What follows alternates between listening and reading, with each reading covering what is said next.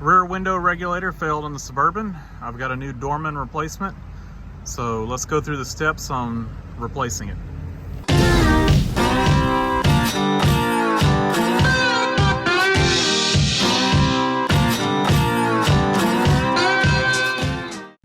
We're gonna have to pull this door panel off. So we're gonna start by undoing this screw here.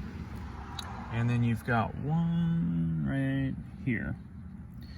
And we're going to be using a 7mm nut driver. Use an impact driver, just whatever, something 7mm. And take those two screws out, and then I'll show you where we go from there. All right, we're going to have to pull this trim piece off.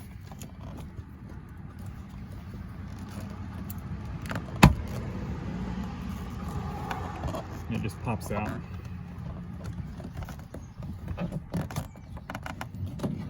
And then you can kind of rotate it around, and you can see kind of how the clips on it kind of hold it in.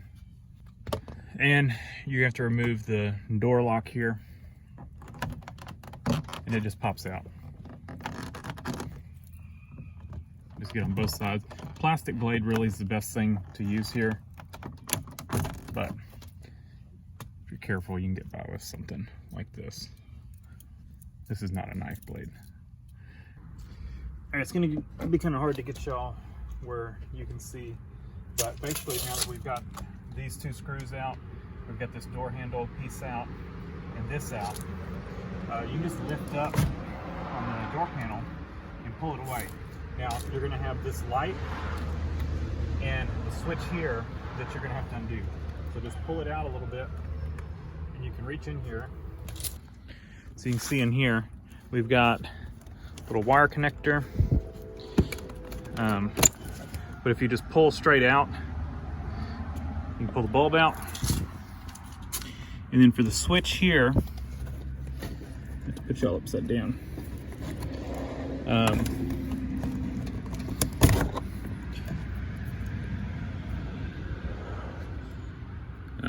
You're gonna have to push in from the back side and just pull it straight out. Now, if those are out, you can lift the door panel off and set it out of the way. We're done with it for right now. So what I'm gonna do now is I'm gonna carefully peel some of this cover off. We're gonna just peel it back this way, and then we'll have to peel the bottom up a little bit, and probably over there. I don't want to take my speakers out right there. So we're just gonna of course it's also held in here. So we're gonna peel it, just kind of peel it all around. This stuff is really nasty, so don't get it on you. And then normally it'll stick itself back once you peel it away. You don't have to re-stick it, but you can see it's very sticky. It gets on your hands. So I'm gonna do that real quick, and that'll allow us to get in here and access the window regulator so we can get it out and get the new one in. Okay, so now that we've kind of gotten that, because we need to get to that corner, up there, up here, let's get some masking tape. I'm just kind of holding it out of my way. And then I went ahead and put masking tape kind of looping around, holding the window up. You're gonna need it probably down a little bit to get to these screws. You may be able to access it with it all the way open, but I find it easier if it's down just a little bit.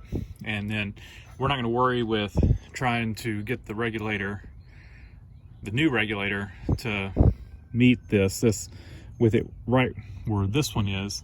It gives us more room to get this out than if it was all the way down. So if it is all the way down, you might want to undo these, push the window up some, and then tape it up.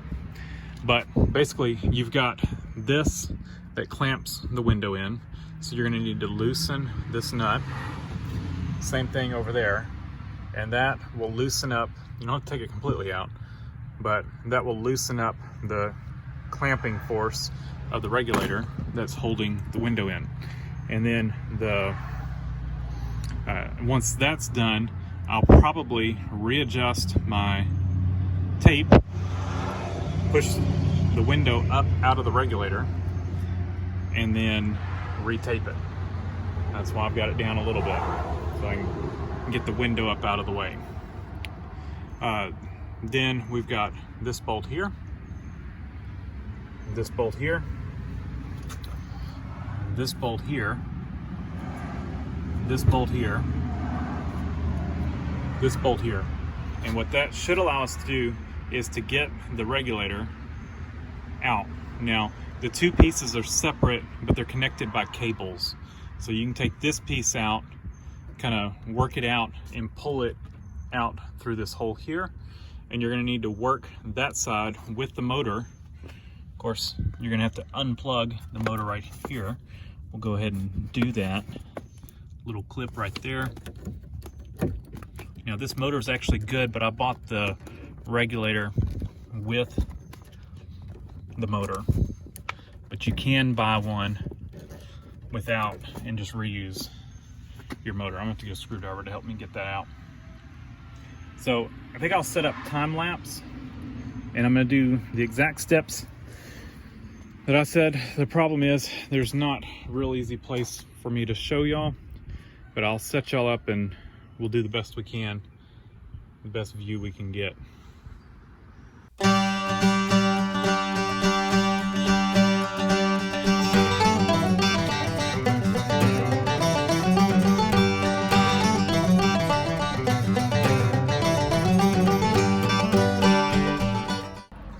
Yeah, I figured I'd stop before I got the other one completely in and just kind of give you an overview. Took the new one came with some new screws. Took those out. I'll probably reuse my original ones. Look like better quality. But and then there's some little rubber caps that were on the studs right here I took off. This wire was kind of hooked around the motor, so I had to kind of unhook that, and then I was able to just, you know, work the left side out of this hole first. Because of the cables, you may not be able to get it completely out, but then work the right side. And definitely, like I said, you're gonna need to push the window down some, unbolt it, you know, have the regulator down some, and then push the window back up to get it out of these clamps. Now, if yours is broken like mine, that should be no problem. The window will go down no problem. You can see my cables broke here. That's the failure on these things normally, is the cable itself fails. And like I said, this electric motor is still working, so I'll probably unbolt it. But to be honest, if you're gonna do this, I recommend just buying the kit with the motor. I think there's a $10 difference here, and you don't have to worry about trying to do any of this. I don't know if it unbolts here and that part of it comes off, or if you have to replace it here. But I've replaced this one. I think is original. The only other one I've replaced on this car is the passenger front, and I bought a Dorman, I think, there as well, and it's been fine. So I don't think I really have any issues with using the Dorman. So I'm gonna go ahead, we're gonna snake this one in and get it lined up and get the studs popped in, and then start the bolts, and then we'll, you know, work the left side in.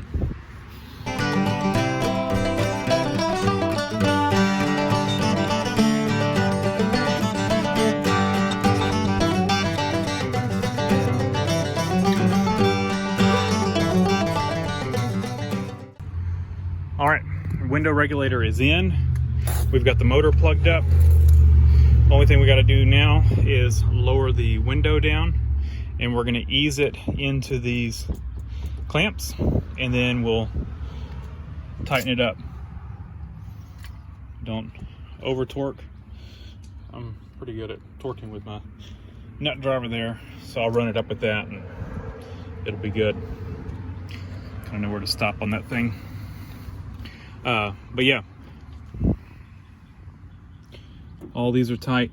I worked this wire. You can see how it's kind of in behind the motor, so when you're working this in, you know, kind of push up on it, tuck that wire in. Of course, you'll have to push it up and pull that wire out when you're taking this apart. But when you're putting it back in, make sure to tuck that in because you don't want it sticking out around here or anything.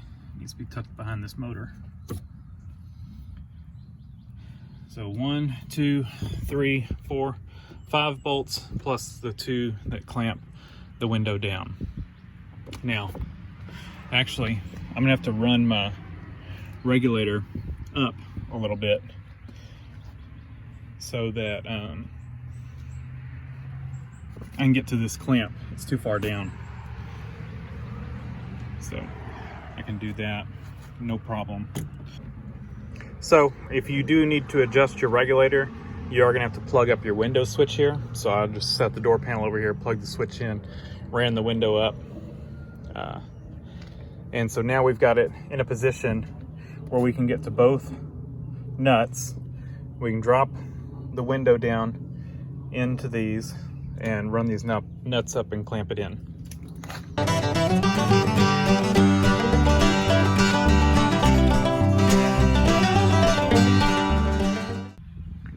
And we are done. So make sure window seats fully in these things. You see it should rest up against this rubber right into this channel. That's the stop for it. So it should go in there on both sides and just kind of snug it up. Don't go crazy clamping it. You don't want to end up breaking your window. Get it tight, but not overly tight. So door panel just needs to go back on. It's got these hooks. You're just gonna put it in here and let it drop down. And then we'll put our 2 screws back in, pop the door latch on, of course, plug our light, put it back in its socket, and plug our switch back in.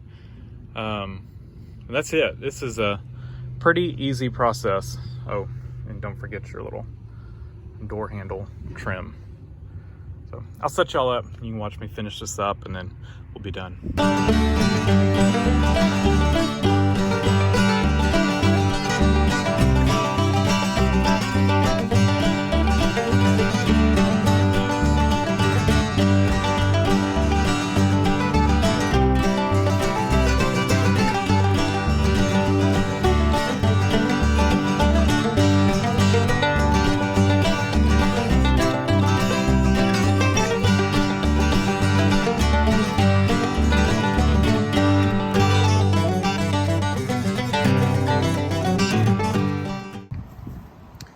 And we're all done. So all we gotta do now is do a little test.